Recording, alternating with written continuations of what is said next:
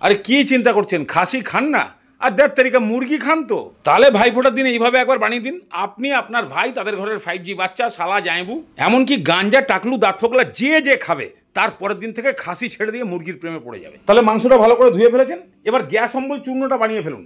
এই জড়িবুটিগুলো লাগবে সব 1 চামচ করে, মৌরি, গোলমরিচ, জিরে, ধনে, 3-4টে করে এলাচ, লবঙ্গ, আর 2টো দারচিনি, আর 10টা করে কাজু আর আমন্ড বাদাম।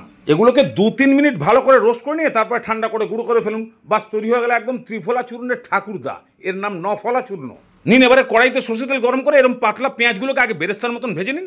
তারপরে 1/2 কাপ মতন জল দিয়ে, তারপরে হলুদ গুঁড়ো, লঙ্কার গুঁড়ো, ত্রিফলা চূর্ণের ঠাকুরদা, পরিমাণ মতো নুন আর কাশ্মীরি লঙ্কার গুঁড়ো দিয়ে 2-3 মিনিট কষিয়ে, তারপরে আদা রসুন পেস্ট আর টমেটো কুচি দিয়ে ভালো করে কষিয়ে, টমেটো গলবে, মশলা থেকে তেল ছাড়বে, মাংসটা দিয়ে দিন। এটাকেও মশলার সঙ্গে ভালো করে কষান। 50% মাংস গলে গেলে তারপরে 100 গ্রাম টক দিয়ে আর সামান্য কসুরি মেথি দিয়ে আর একটু জল দিয়ে ঢাকনা দিয়ে ভালো করে কষিয়ে মাংসটাকে পুরোপুরি সেদ্ধ করে ফেলুন। মাংস সেদ্ধ, লাস্ট খালি 1 চামচ মতন বাটার দিয়ে ভালো করে মিশিয়ে আবার নামিয়ে যে খাবে, মাইরি কি বলবো, মুরগির 2টো ঠ্যাং, খাসির 4টে ঠ্যাংকে ল্যাং মেরে সাইড করে দেবে। মানে যাকে বলে একদম খতরনাক টেস্ট।